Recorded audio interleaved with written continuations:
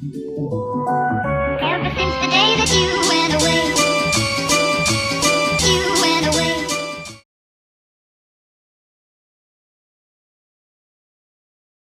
Hi everyone, my name is Andra and I make mostly commentary videos. Today's video is gonna be a part 2 to the video that should be up the day before I post this. So it will already be up. It's about Dollskill and about another influencer who used to be Miss Universe, who have done problematic things during the Black Lives Matter protests and marches. So for this part, it's gonna be a two-parter, the same as the other one, and I'm gonna be addressing the Karens of the internet and how they are acting during this time. And I'm also gonna be addressing the influencers taking different photos in a very staged manner. They're having a full-on photo shoot at the protest, which I think is wrong, but I also think that it's more complicated than what has been addressed already. So if you are only interested in one part, I'm gonna leave the timestamps in the description below.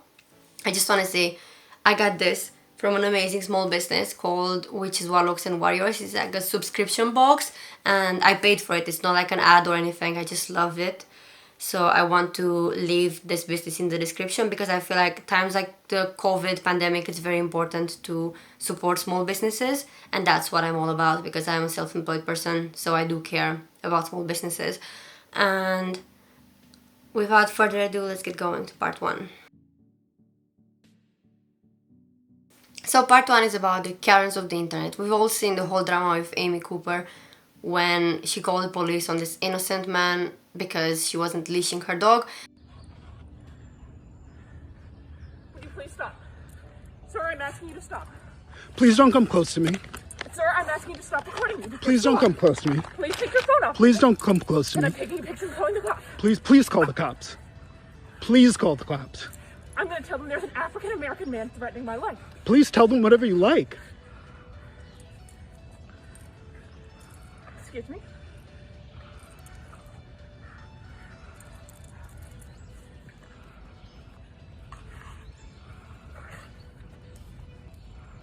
I'm sorry, I'm in a ramble, and there is a man, African-American, he has a bicycle helmet. He is recording me and threatening me and my dog. There is an African-American man, I am in Central Park. He is recording me and threatening myself and my dog. And my... I'm sorry, I can't hear you either. I'm being threatened by a man in the ramble. Please send the cops immediately. I'm in Central Park in the ramble. I don't know. Thank you. This is not just racism, this is animal abuse. You can see clearly in the video.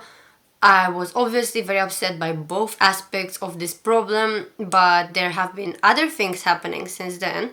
There is a woman called Svitlana Flom, who is Eastern European like me, and I feel ashamed. She's Ukrainian, and she's being racist towards a black woman sitting in a park. So now she's filming me, she's calling me a bitch. She came to me and my kids, threatening me.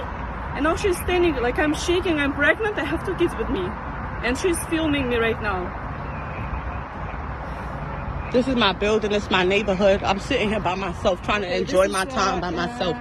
And this white woman is making me very uncomfortable. Yes, there is this park that was just built recently.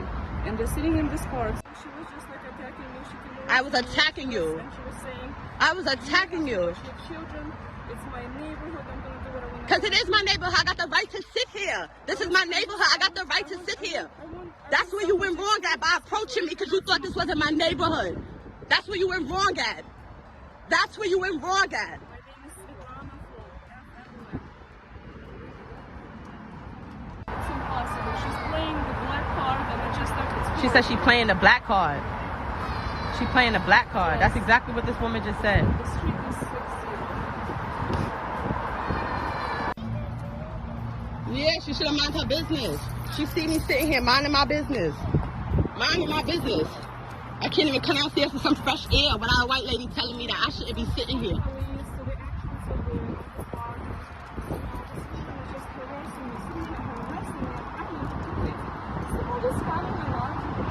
She said I'm threatening her kids.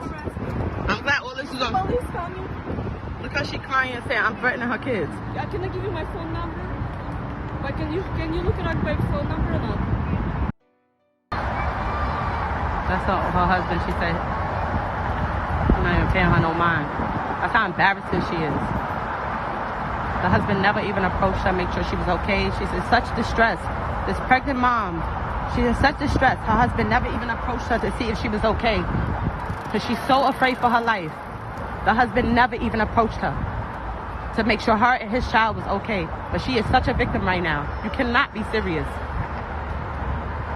Stressing yourself out. Can you imagine? Her husband is literally leaving.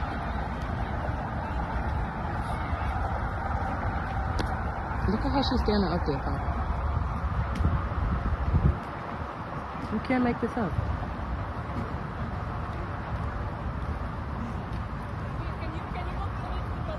Can you imagine that? Can you imagine that? Me walk with you to the police.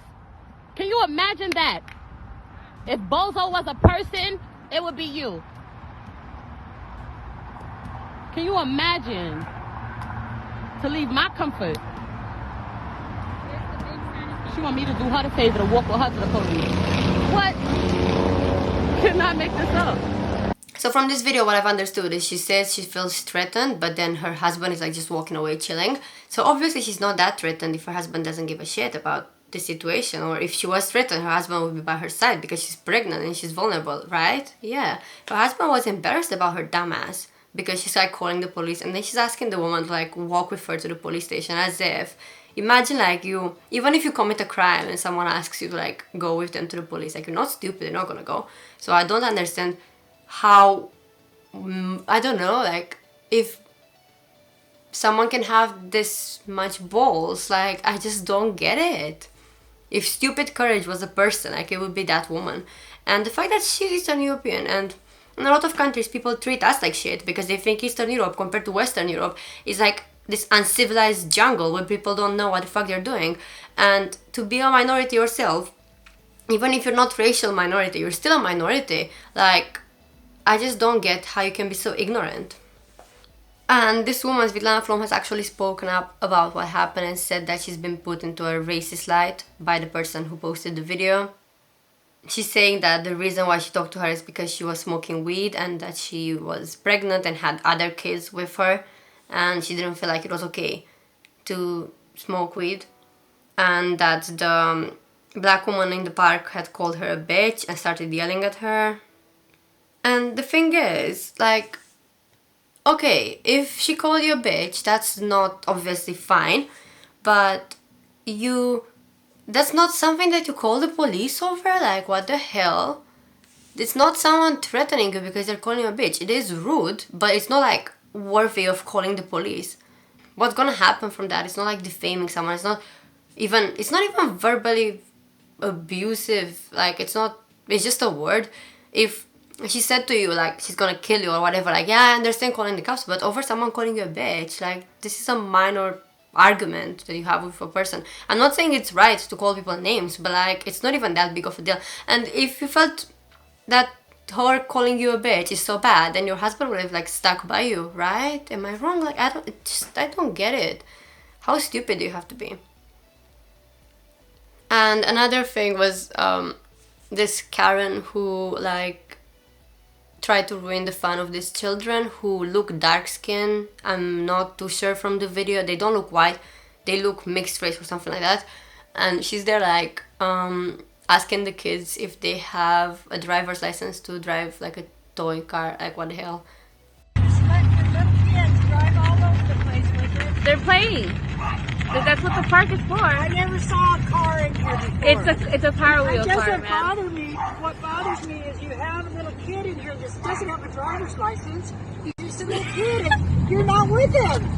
It's not a real car. So yeah, I just thought this was like, this is a funny bit. Obviously the other two are very, very serious issues, but this one is like so stupid that you can see her face when she realized how stupid she was. She just like goes a bit quieter and just embarrassed at herself. The second part of the video is gonna be about influencers taking full-on photo shoots at the protests. So far I've seen comments about this Russian influencer named Kris, Madison Beer, Nikita Dragun, and some others, but these are the main culprits, let's say. So what do I think about the Madison thing? I just think it's just stupid, because the photographer admitted that it was staged. I do understand that virtue signaling is horrible, because you shouldn't have to prove how good you are and how woke you are to the society. You should actually be like that, not fake it. But I can also understand their points of view, because them as influencers have been taught that if you manage to post something that looks beautiful, people are gonna stop and look at it, and then maybe the message will come across. So I can understand from a marketing point of view what they were thinking when they did this. But the Russian lady, I just think it's silly, because you are wearing heels and a dress at the protest, which, why would you do that? How are you gonna walk there? But at a protest, people are throwing shit on the ground and you have heels, and it's just silly. But I don't know her exact circumstances. I know she's Russian. We're not really taught social justice in Eastern Europe. Like, I had to teach all that to myself on the internet, because no one actually cares about this kind of stuff. And that is not to say we are not sometimes racist, but we don't really have black people to be racist towards. So they don't teach that in school, or your parents don't talk to you about, don't hate other people, because we don't really encounter these people in life. So I don't know her. If she had moved to America a long time ago and has been there ever since, I do feel like it's a bit silly, because you would know that this is tone deaf.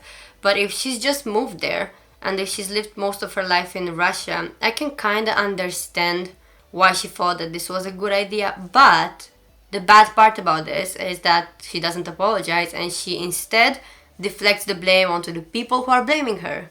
So I'm gonna read you what she said. She said that she truly believes this level of intolerance and hateful comments are detrimental to the movement and what we are all trying to achieve for black and brown communities. I hope we can all focus on the true cause as to why we are all here. Peace out. So my thing with this is just that it's silly to tell people what is detrimental and what is not if you are not a black person, because it's their cause. We are fighting for their cause, but it's not our cause. We shouldn't make it about ourselves. Just because you're Russian and you're a minority doesn't mean that you're a minority when it comes to your race, or that you get the same treatment. Because if you have lived in that country for long enough that you have an American accent, again, I don't know who she is, so I don't know what accent she has, but that way you can just mix together with the American people and no one's gonna know you're foreign, so you can hide. Or if you have an accent like me, I try to avoid talking in public spaces, because I do get worried that something's gonna happen to me, sometimes in England. But like, you can hide because your skin color is a shield, let's say, in a way. Maybe your voice isn't, but you can still like just be quiet and move on, and no one's gonna know that you're foreign. Whereas black people don't have that luxury, so it's different. You can't make it about yourself because they have been oppressed. It's nothing compared to the maybe microaggressions that we receive, but we've never actually received complete abuse and violence and police brutality as white people. It's just not happening. And the fact that she's saying, like, I will and have bent the knee for George Floyd and this movement, but I will never bend the knee for these criticisms. Believe what you want and do your best. Like, this is not Game of Thrones. You don't fucking bend the knee. This is not the point of this movement. The point is so these things don't happen in the future. And criticism is essential to a public figure, because that way you know what the people want from you, what they demand from you, and you can get better, and that way you can grow your audience even more. I love criticism. I'm not even a public figure, but I've always been a very, very strong supporter of telling someone the truth, even if you think it might hurt them. Don't say it in a rude way, but do say it. I've had times I've criticized my friends and they were upset. I've had times I've been criticized by my friends and I was upset because I was like, you're unfair, you're too rude to me, this is not constructive. But ultimately it is constructive if you know what to take from it. So just as an influencer, she shouldn't just take everything so personally, and she should just understand the people's opinions and try to do better next time, because usually people don't cancel influencers for good. Like, this very, very rarely happens. They'll cancel you for like 5 minutes like they did with James Charles, and then they'll subscribe again or follow you again if you apologize in a way that is convincing enough for them to believe that you're gonna change, So this girl has gone private on her Instagram now. I can't see any of the posts. I don't know who she is. So unfortunately, I tried to follow her. She didn't accept me. So unfortunately, I can't give you any more information on that. But I do feel like some influencers are definitely taking this situation to their advantage and try to get clout out of it. And it's not what it should be. But equally, as I said, from a marketing standpoint, I understand that they think that trying the hardest and making this as aesthetically pleasing as possible is gonna get more people to open the post and read the caption, or like pause when they go on their newsfeed and they see that post. They're gonna stop and watch what is going on there if it looks more beautiful. So I can understand both sides of this, but I do feel like if black people are telling you don't have a full-on photo shoot, just listen to that, because it's their voices that matter the most. If you have any other examples of people behaving ridiculously during the Black Lives Matter protest or just in general, please send me the receipts on my Instagram and I'm gonna be looking into it. I'll make a video in the future. My next video is gonna be about MLM babes acting very stupid throughout the Black Lives Matter protest. So I'm filming that tomorrow, so it should be up in a few days.